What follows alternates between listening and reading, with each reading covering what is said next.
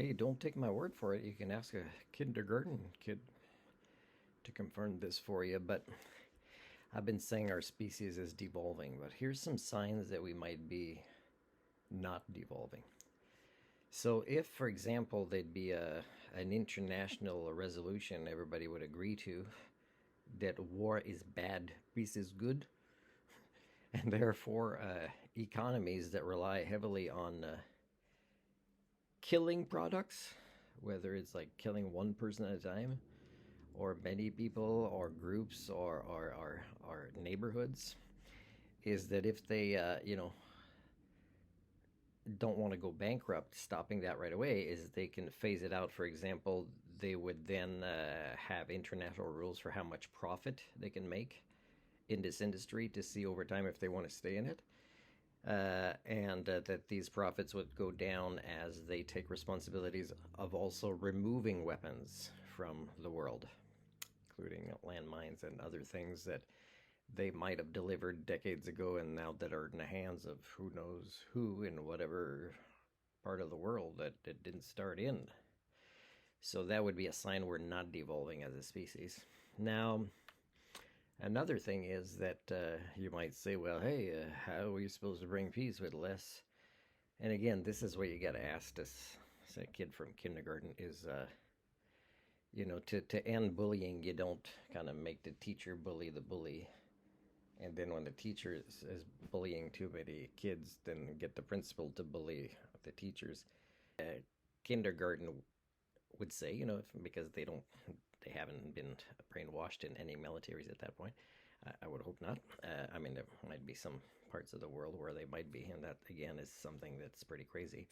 Is you invest more in the types of human thinking tools that allows for friendships, that life skills, interpersonal skills, self-awareness, self-management, mediation, conflict resolution skills. These are things you don't need to open a mind for, so it's not bad for accelerating the climate catastrophe. So it would be signs we're evolving as a species, but you don't need to be tariffs or taxed or whatever. So if a country refuses and they want to sell, definitely it should be, yeah, they're not making any money at it, because let's say we were like really Homo sapiens, there'd be an international consensus that if a country stubbornly, let's say they fear the guy with the ring who wants you to kiss it, and they say, well, we can't go against that, so we have to keep doing that. We have a long tradition of policing the world in inhuman ways, and and which is often out of our control, but we're so used to it. It's the American way.